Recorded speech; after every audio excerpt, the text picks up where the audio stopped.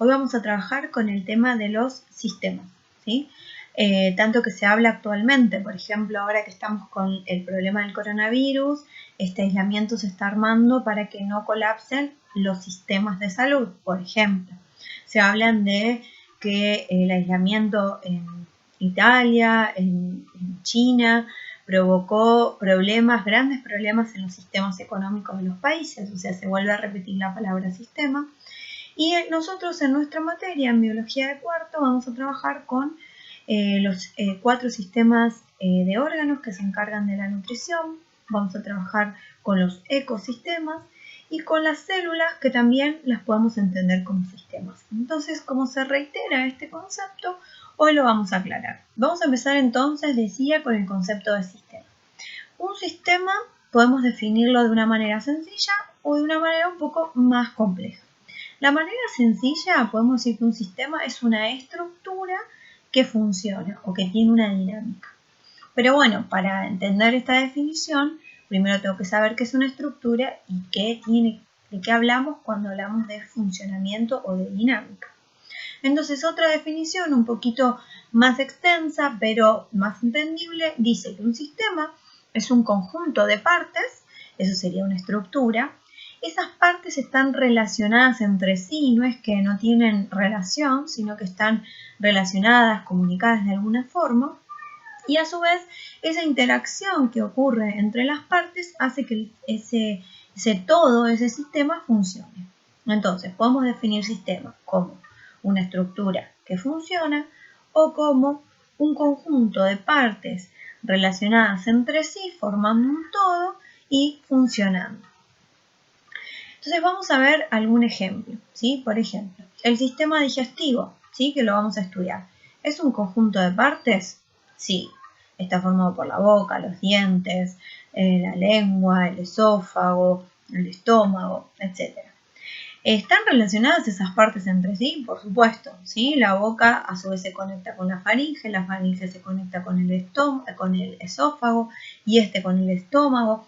Forman como si fueran una especie de tubo por donde van pasando los alimentos.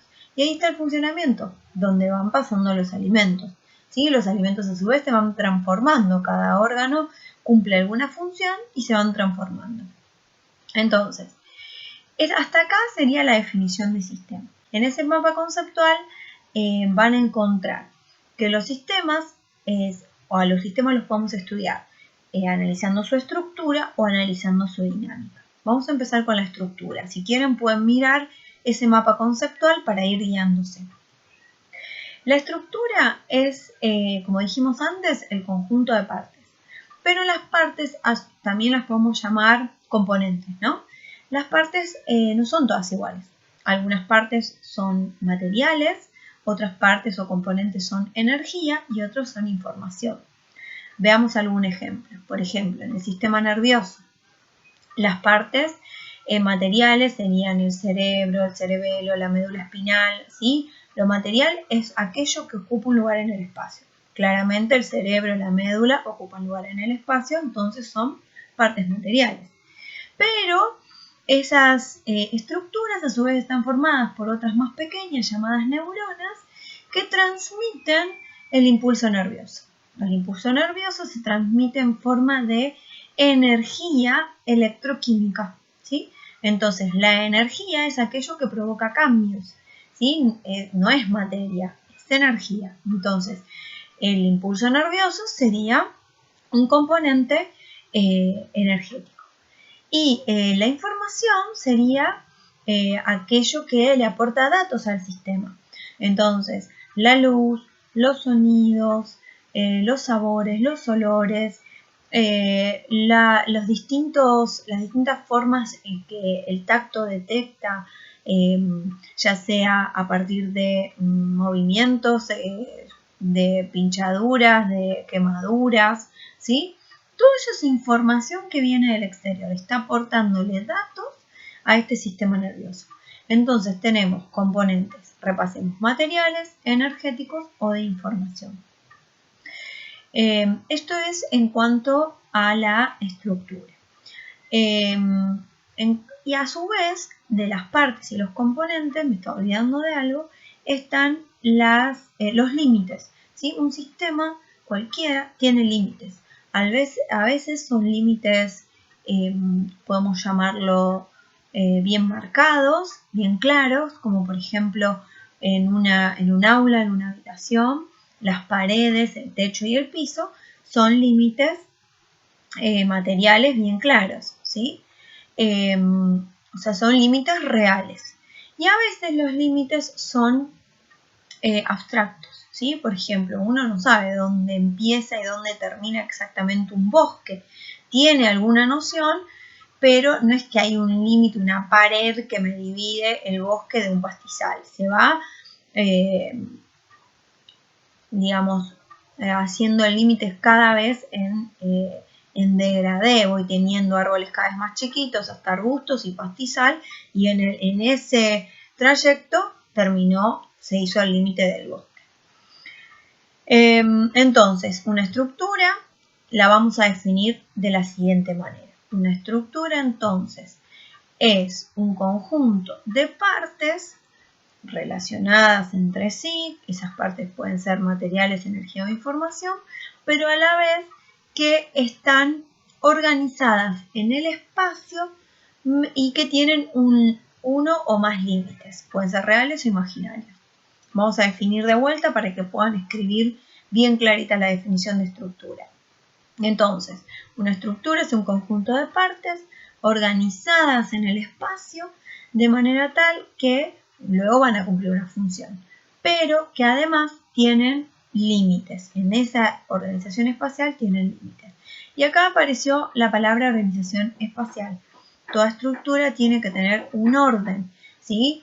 Imagínense que el sistema digestivo, en vez de tener en su primer parte, de tener la boca, tenga el estómago, ¿sí? O que los dientes se encuentren donde está el intestino. O sea, eso no tendría una organización espacial lógica, ¿sí? Entonces, hay un orden en el espacio que permite que ese sistema luego pueda funcionar. Lo mismo un aula. El pizarrón se encuentra sobre una pared. Las mesas y las sillas se pueden encontrar en fila o dispuestas en círculo, pero no se encuentran colgadas de una ventana o del techo, ¿sí? O sea, hay un orden en el espacio. Toda estructura, entonces, es el orden en el espacio de los componentes y de sus límites. Bien, lo que nos queda es definir la dinámica de un sistema. Un sistema que no funciona no es un sistema. Entonces, la dinámica se encarga de el funcionamiento. Hay tres maneras que uno puede decir que el sistema está funcionando o tiene dinámica. Volvemos a la palabra orden, ¿sí? En la dinámica de un sistema tiene que haber orden, pero no de las partes, sino orden de ciertos eventos, cosas que ocurren. Hay tres eventos que pueden ocurrir en la dinámica de un sistema.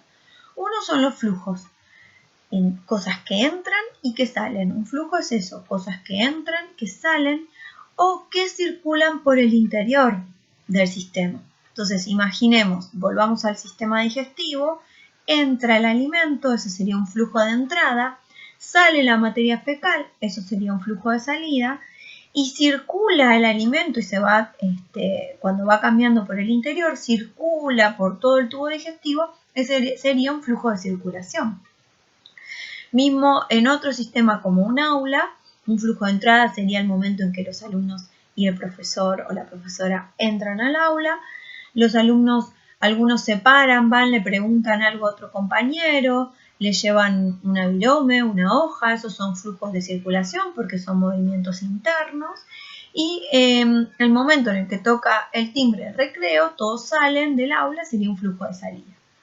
Entonces, algunos eventos son flujos, otros eventos son transformaciones. Yo recién les dije, el alimento, una vez que ingresó, se transforma en nutrientes y se transforma en materia fecal.